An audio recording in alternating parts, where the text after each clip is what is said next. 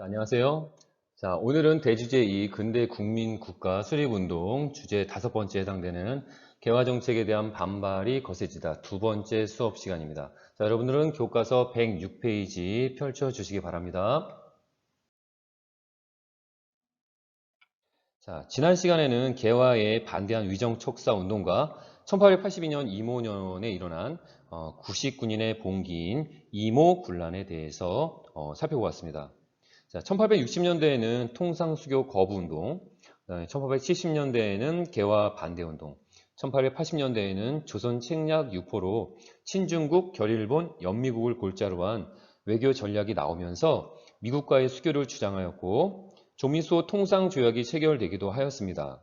자, 이에 1880년대에는 개화 반대운동이 전개되었고 1895년 을미이병을 시작으로 해서 항일 의병운동으로 전개되었습니다. 1882년 이 이모군란은 구식 군인에 대한 차별 대우가 발단이 되어 일어난 것입니다.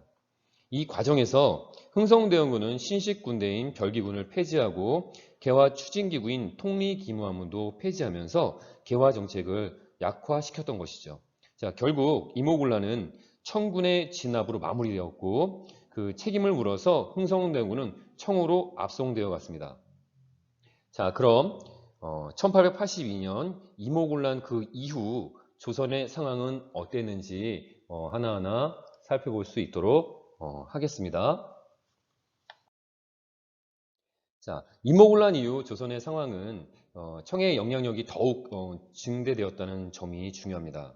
자, 이모군란을 진압한 이후에도 당시 청군의 병권 대신 더 정확하게는 북양 대신인 이 위안스카이는 청군을 계속 주둔시켰고 청 관리 마건상과 마젠착 뭐 이렇게 이야기하기도 합니다. 독일인 멜렌도르프를 외교 고문으로 파견하여서 우리나라의 정치에 깊이 간섭하게 됩니다. 이것을 우리는 내정 간섭이라고 이야기하는 것이죠. 그러니까 청의 조선에 대한 내정 간섭이 더욱더 심화되었다 이렇게 표현합니다. 자, 맨 왼쪽의 이 인물은 청관리 마건상, 그 다음으로는 독일인 외교고문 멜렌도르프, 그 다음 마지막 인물은 북양 대신 이 위안스카이, 한자 이름은 원세계라고 하기도 하죠.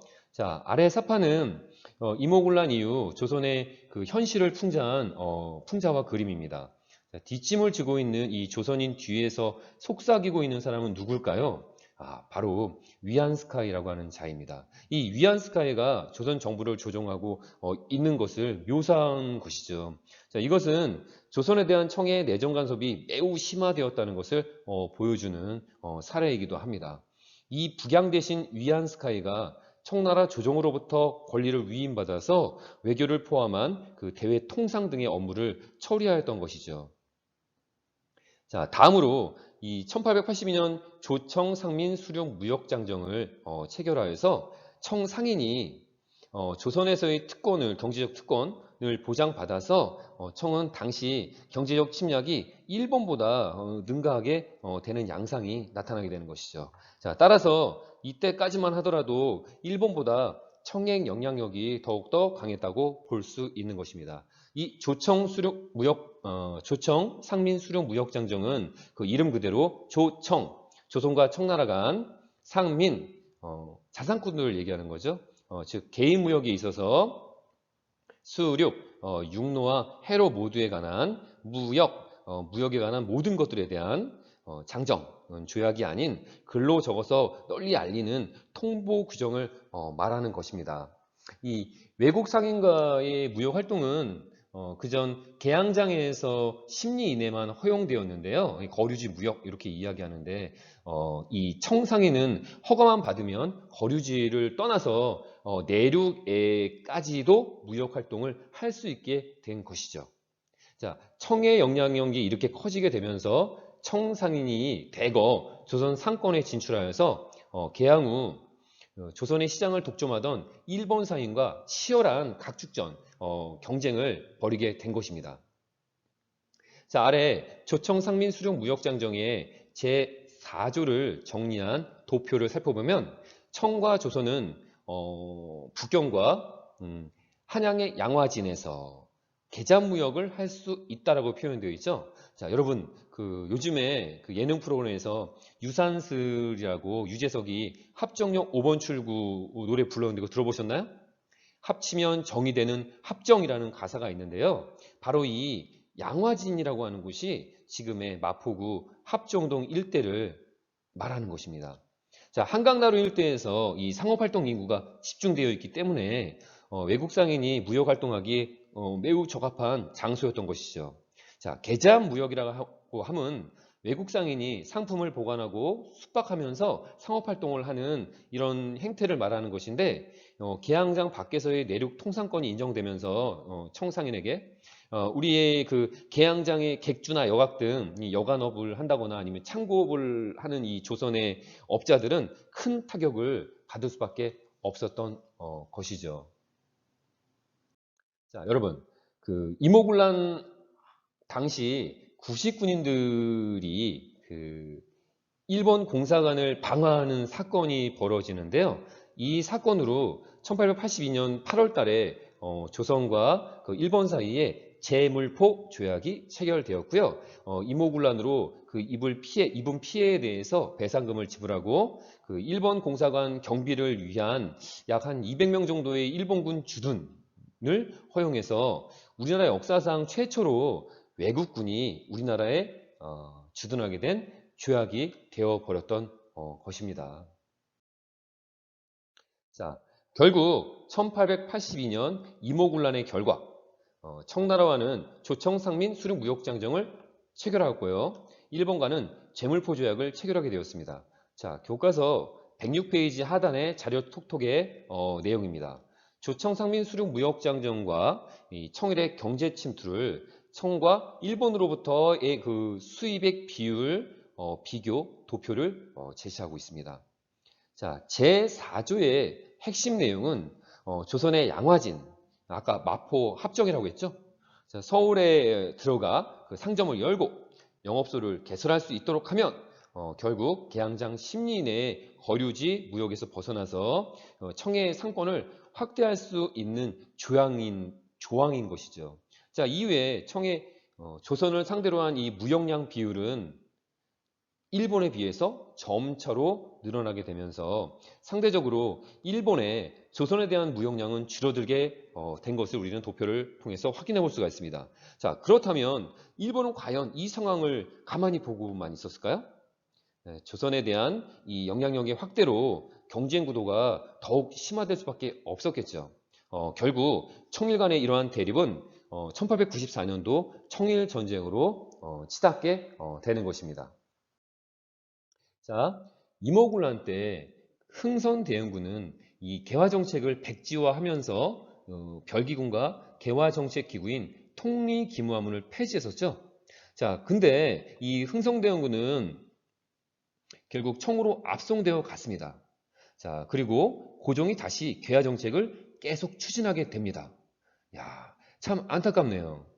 왜? 그 아버지와 아들이 그 나라를 이끌어가는 뜻이나 정책 방향이 이렇게 다를 수가 있는 것인지 안타까울 수밖에 없겠죠. 자, 오른쪽 사진을 보도록 합시다. 자, 우선 고종은 척하비를 철거하고 주로 이 척하비는 1871년도에 신미양요나 아니면 그전 1868년도에 오페레트 도구 사건이 이런 요소로 비분관계에서 흥성대원군 주도로 전국에 척하비를 건립하게 되는 것이죠. 이것을 고종은 철거를 하고, 그다음 인쇄기구 역할을 하는 방문국이라고 하는 개화 이런 그 사업국을 설치를 해서 개화 정책을 홍보하기 위해서 신문을 발간하기도 했습니다. 자, 서양과 무역 통상의 조약을 계속 체결하면서 세계 자본주의 시스템에 발을 들게 되는 양상이 된 것이죠. 자, 이러한 개화 정책의 추진도 좋지만 문제는 어디에 있냐? 경제 상황인 것이죠. 자, 불평등한 우리 1876년도에 강화도 조약 그 이후에 같은 해인 1876년도 8월경으로 선생님이 7월이네요. 도표 하단에 보니까 1876년도 7월 조일 무역 규칙이 정해졌는데요. 이것이 해가 갈수록 경제에 타격을 주는 매우 극심한 조약 내용이 있었던 것입니다. 자, 이 조일 무역 규칙에는 무엇이 있냐? 이 쌀이나 잡곡의 수출에 대해서 제한이 없었습니다. 자, 그래서 쌀의 무제한 유출이 진행되었던 것이죠. 자, 그리고 수출입에 대한 세금 설정, 곧 관세 설정이 없어서 우리는 농산물을 수출하고 일본은 우리에게 공산품을 수입하는데, 그러니까 우리가 이제 공산품을 수입하는 거죠. 그러니까 우리 입장에서는 이것이 매우 불리한 조건이었던 것입니다. 자, 이 조항으로 인해서 우리는 일본에게 무제한적인 경제적 침탈을 허용해 주었다고 보면 되는 것이죠. 자, 이 불평등한 조일 무역 규칙을 개정하기 위한 노력으로 결국 1883년도에 조일 통상 장정을 체결하게 됩니다. 자, 이 조일 통상 장정에는 그러면 어떤 내용이 삽입되었을까? 중요한 거, 무관세를 관세로 설정했겠죠. 그 다음에 방공용 규정도 만들었습니다. 자, 방공용은 이 곡식이 그동안 무제한 유출됐잖아요. 이것을 막으려고 지방간이 사전에 곡물 유출 금지를 명령을 할 수 있는 조항에 대한 내용이죠. 자, 문제는 다른 나라가 받은 이 조약의 혜택을 일본이 최우선적으로 혜택을 받는 국가로 설정, 대우해 준다는 이것이 무엇이죠? 최혜국 대우라고 하는 것이죠. 이것이 불평등한 요소라고 하는 것입니다. 이것이 포함되어 있었던 것이죠. 자, 결론적으로 일본의 조선에 대한 이 경제적 침탈은 계속되었다라는 것입니다. 자, 오른쪽 기록화를 볼까요? 자, 조일 통상 장정 체결 기념 연해도라고 합니다. 당시 조일 통상 장정 체결로 잔치까지 벌였다고 하니, 야, 무엇이 중요한지 그들은 알고 있었는지 궁금하네요. 자, 우리는 역사 시간에 정의라고 하는 것을 공부해야 한다고 선생님은 좀 중요하게 생각합니다. 자, 그럼 이제 정리하고 역량 키우기 선생님과 함께 풀어 나가도록 합시다. 자, 정리하고 역량 키우기 내용 보도록 할게요. 우선 개념 파악 내용입니다. 빈칸에 들어갈 내용을 써보자. 우선 첫 번째, 19세기 후반 양반 유생들은 발현 학문인 성리학을 지키고, 성리학 정학이라고 이야기하는 것이죠. 사학한 서양 문물에서 척사죠. 사학을 배척한다는 의미. 이것이 무엇이냐? 위정, 척사, 운동 되겠습니다. 자, 두 번째, 자, 2차 수신사 김홍집이 들고 온 이것이 무엇이냐? 이것이 유포되면서 양반 유생층들이 반발을 하였다라는 것. 주로 영남 지역에 만인의 유생들이 상소를 했다라고 하는 거. 영남 만인소 운동으로 이어지게 되는 것이죠. 이것은 조선이 나아가야 할 외교 방안이나 이제 책략, 전략을 제시한 책자인데요. 핵심은 무엇이었어요? 신중국, 결일본, 연미국, 연미론이죠. 그래서 조미수 통상 조약이 체결되는 어떤 배경이 되게 되는데, 이 책은 바로 무엇이다? 네, 조선 책량 내용 되겠죠. 자, 3번 넘어가도록 할게요. 청은 이 사건을 진압한 후에 그 책임을 물어서 흥성대원군을 청으로 압송, 납치해 갔다라고 되어 있네요. 그럼 흥성대원이 그 책임을 물어서 청으로 압송되어가는 그 사건은 바로 무엇이냐? 1882년도에 임오 군란 내용이 되겠죠. 자, 다음 보도록 합시다. 자, 다음 2번. 다음은 개항 이후 외세의 경제 침탈을 정리한 도표다. 매우 중요한 요소입니다. 자, 문제는 기억 니은에 들어갈 용어를 써보자 라고 되어 있어요. 자, 기억은 청과 조선이 맺은 내용이고 1882년도 내용이네요. 사실상 내륙 통상을 가능하게 하였고, 주로 이제 내륙 통상 어디였냐? 양화진, 그 다음에 한성, 서울 일대를 이야기하는 것이죠. 바로 여기는 어디이냐? 무슨 조약이냐? 조정상민 수령 무역장정 내용 되겠네요. 그 다음에 밑에 거는 일본 조선과 이것을 맺었다. 1883년도 내용이고 최애국 대우권을 확보했다는 내용이 있는데, 보다 더 중요한 것은 관세권을 설정했다는 내용입니다. 그래서 이것은 조일 통상 장정 내용 되겠죠. 자, 2번. 일본이 독점하던 조선시장의 기업과 니은 조약 체결로 나타난 변화가 무엇이냐라고 하는 것이죠. 그 결과 청일의 상권 경쟁이 본격화되었다. 이렇게 우리가 이해하면 될 것 같아요.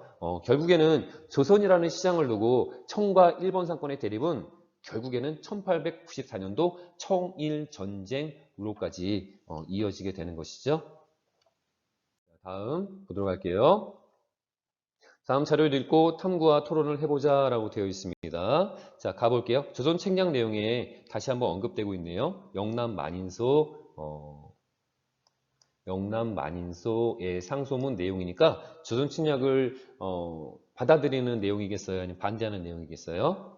반대하는 내용이겠죠? 조선 침략이 강조한 바는 무엇이냐면 신중국, 그 다음에 결일본, 연미국 해서 조민소 통상조약을 체결하게 된 것이죠. 그래서 이 기억은 바로 무엇이겠어요? 미국이 되는 것이죠. 청해 입장에서는 러시아의 남하를 견제하기 위해서 러시아를 언급한 내용이 있고요. 이런 거 있고, 그 다음에 마지막에 주공과 공자, 그 다음에 정자와 주자의 가르침이니까 성리학적 유교 정치 개념을 언급하고 있는 부분을 확인해 볼 수가 있습니다. 자, 나의 자령 보도록 할까요? 곽기랑 유생의 상소문이네요. 우리 조상들은 정학을 숭상하고 정학은 바른 그건 무엇이냐?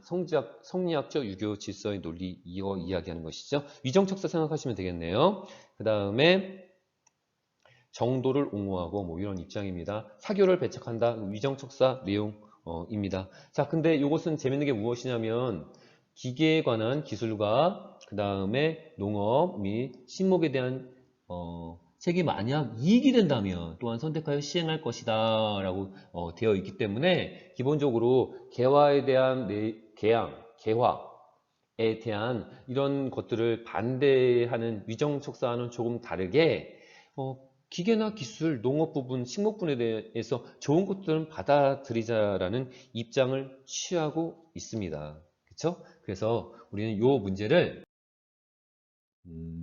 2번 비슷한 점과 다른 점. 비슷한 점은 성리학을 중심으로 그 바른 학문을 인식한다라는 측면으로 본다라는 것이죠. 다른 점은 무엇이에요? 다른 점은 바로 서양의 과학기술 이것들은 이익이 된다면 시행할 수도 있다, 받아들일 수도 있다, 수용할 수도 있다라는 입장을 취하고 있다라는 게 다른 점이겠죠.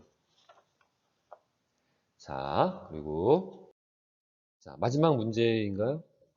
자, 3번. 가나 주장 중 하나의 입장을 선택해서 자신의 뭐 의견을 밝히고 토론해 보자. 정답은 없습니다. 여러 가지 그 관점을 통해서 다양한 의견을 제시할 수 있는 것이죠. 자, 근데 가의 입장은 결국 양반 유생들의 기득권을 지키는 것이기 때문에 백성적인 이득이 있을까요? 근데 나의 입장에서는 어쨌거나 이득되는 것이 있다고 한다면 받아들이자라고 하는 측면이니까 나의 주장이 더 타당하다고 우리가 봐야 되지 않을까? 나의 주장은 우리는 뭐라고 하냐면 동양의 도는 따르되 서양의 기술을 받아들일 건 받아들이자. 뭐죠? 동도 서교론의 입장에서 우리가 살펴볼 수도 있다라고 볼 수가 있는 것이에요. 자, 그래서 우리는 2시간에 걸쳐서 주제 5, 개화정책에 반발한 내용들, 위정척사 운동에 대한 부분을 살펴보았고 그 중에 1880년대는 조선 책략의 유포로 인해서 결국엔 조미소 통상조약이 만들어지긴 하는데 이것도 최혜국 대우 조관이 있어서 결국엔 불평등한 조약이었죠.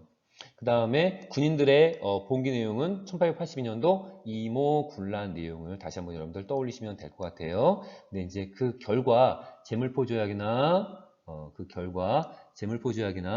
다음에 조정상민 수륙무역장정으로 인해서 청에 대한 그 내정 가성은 더욱더 심화된다라고 하는 거. 그다음에 재물포조약은 일본 공사관의 경비병 주둔 문제 때문에 우리나라에 최초로 외국군이 주둔하게 되는 어떤 사례를 남겼다라고 하는 문제가 있었죠. 그다음에 마지막으로 조선 정부의 지속적인 개화 정책 추진 내용이 있었다. 이런 게 있었지만 문제는 무엇이냐? 백성들을 위한 정치가 진행되었다면 우리 역사는 조금 더 달라지지 않았을까라는 생각이 들기도 하네요. 하여튼 오늘은 여기까지 수업할 수 있도록 하겠습니다. 자, 수고 많았습니다.